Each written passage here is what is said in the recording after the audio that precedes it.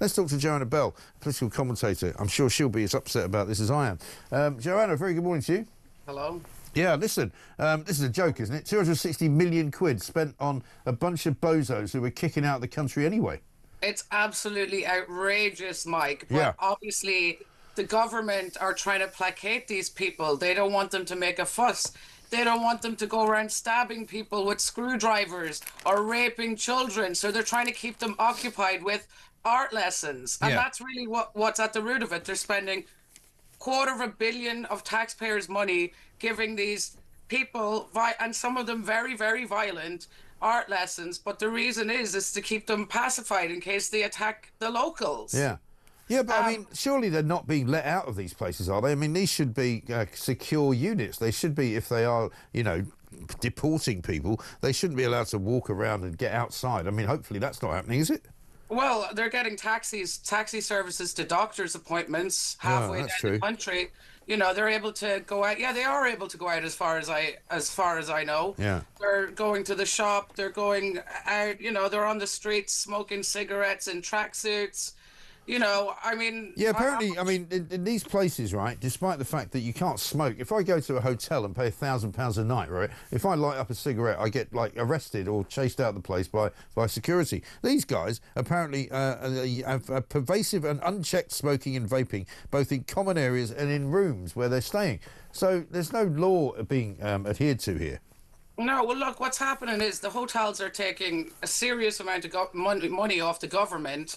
And it's not the same rules don't apply because this is their home, right? And they have skeleton staff. They might have one or two people working in the hotel. They don't have a turn down service. They're not getting any of the luxuries that hotels typically offer. Yeah. So they can do what they want. And now, whoever, I just want to say, whoever came up with that headline, "A Waste of Money," deserves an award. It's not bad, is it? It's not bad. Departure Scrounge is pretty good as well. Apparently, the average length of stay in Brook House, which is one of these places, Brook House and Tinsley House, around 200 metres from the main runway at Gatwick. Apparently, the average stay is 6.7 weeks. And according to the piece in The Sun, migrants are given a free international phone call and access to e-books, newspapers in different languages, and religious texts. Why? Why are we giving them anything? I mean, it's crazy, and we're not even given. They're not even giving their own citizens that access to that type of material. So it's just ridiculous. But like I said, it's to contain them and to keep them occupied so they don't start riots and start going out and doing the things that they have been doing so far, which we all know about. Yeah. And which, you know, everybody's, you know, is absolutely. We're rioting about it. Look what happened.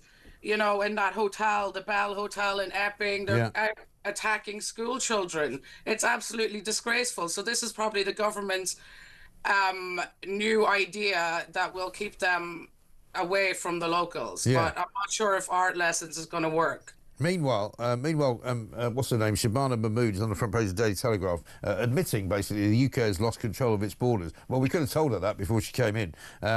She's apparently going to make a speech today where she's going to be talking with a load of Balkan interior ministers in London. She's going to say that basically only through international cooperation can countries secure their borders. You know, all this government seems to do is organise meetings. You know, we've got, what's her face, Yvette Cooper coming back to Downing Street today. She's going to host a meeting about what to do about Palestine with a load of, you know, other Home Secretaries from around Europe, right?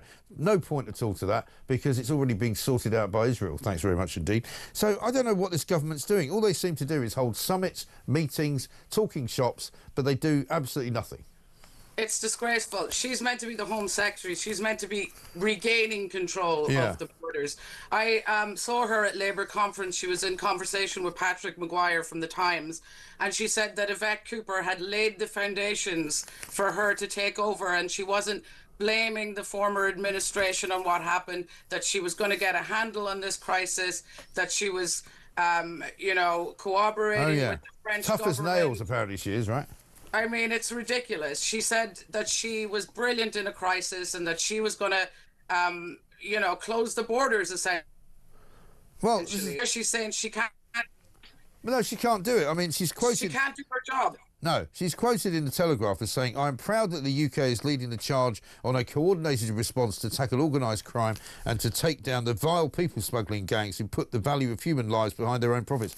Sorry, I must have missed that. I don't know. I haven't been off lately, but I don't know if you remember when she's managed to cut down the vile people smuggling gangs. Did she take them down over the weekend when I wasn't paying attention? No, I mean, look, they're all paying lip service. I don't think any of them could lie straight in bed.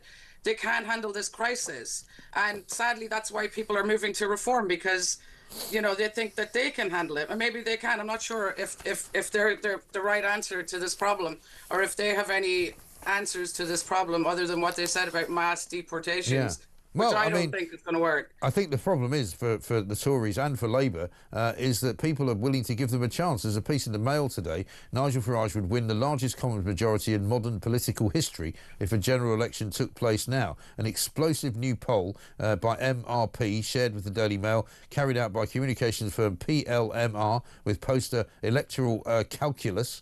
Basically, they're finding that Reform will get 445 seats, Labour down to 73. And guess what? The Conservatives, 7. That's amazing. It's absolutely crazy. And you just think that, you know, are Reform going to be, are they really the answer to Britain's problems, or are they just another bunch of losers? Well, I mean, I think but the point about whether or not they're another bunch of losers is that people are willing to give them a chance, because people are so fed up with having had literally the last 25 years of, you know, Tony Blair, followed by Gordon Brown, followed by David Cameron, followed by Theresa May, followed by Boris Johnson, followed by Rishi Sunak, Liz Truss in between. You know, it's been a complete and utter disaster. And then to top it all off, the cherry on the cake, the compulsive liar Keir Starmer, who, I don't know whether you heard earlier, we've worked out what his problem is. He suffers from mythomania, which is a psychological condition characterised by a compulsive and habitual tendency to lie, often with no clear benefit or motive. Well, he's a barrister. They're paid to lie. That's their profession, isn't it? They lie on behalf of their client. Yes. And, you know, he's a really bad one at that. And nobody believes a word that he says. He's an embarrassment. Donald Trump absolutely skewered him. Oh, my God. On a global scale. That was the worst, most cringe-worthy thing I think I've ever seen. I must have watched that video about 15 times. Every time I watch it, I just think, oh, my God, it's so embarrassing for Britain to have him as the British Prime Minister. He's just so hapless. He is. He's hapless. He's hopeless. He's gormless. He's spineless. He's, you know, every word you can think of that ends in less. This is it. And he betrayed the Jewish people by declaring a Palestinian state without any conditions to that. He never said anything about returning the hostage. Right. And now he's trying to stand on stage and own it, like as if he was instrumental in creating peace in the Middle East. And he had no part in it. No. As far as I know. Let's have a look at what he said in Parliament yesterday, right? He said, believe it or not, that recognising Palestine actually helped get the ceasefire organised. Mr. Speaker, we've worked behind the scenes for months with the US, Arab and European nations to help deliver a ceasefire, get the hostages out, get aid in and secure a better future for Israel, Gaza and the West Bank. I am proud of our contribution. And Mr. Speaker, we are in a position to play this role precisely because of the approach this government takes. And Mr. Speaker, that does include our decision to recognise the state of Palestine.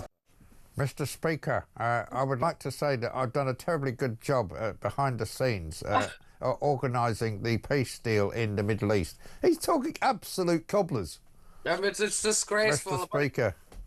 It's absolutely, I mean, he's just, you know, he's out of his depth. And there is a part of me that pities him. You know, I do feel sorry for him because he has been absolutely shamed in front of everybody, and I think he really felt it on that stage the other day. You could see his face. Just he was absolutely mortified because apparently he's quite an arrogant bloke, I'm told by people that know him, and he wouldn't like it. Just a bit of quick breaking news, by the way. Royal Mail has been fined £21 million for missing its first and second class mail delivery targets in 2024-25, according to Ofcom, the regulator.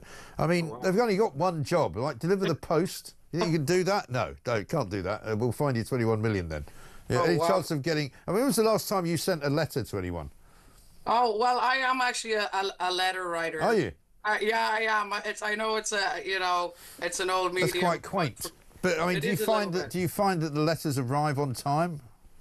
Uh, well, maybe. Yeah, I do first class stamps, but I'm Right. not sure if they do or not. I never usually get a response. Who are you sending letters to that he don't write back to you? It's a secret. Okay. It's just threatening letters, are they? Well, Anyway, you no. don't No, you listen, don't I'm send only any joking. letters, Mike. I send I them don't. to newspapers. I don't send letters to it. I can't remember the last time I went to a post office, for heaven's sake.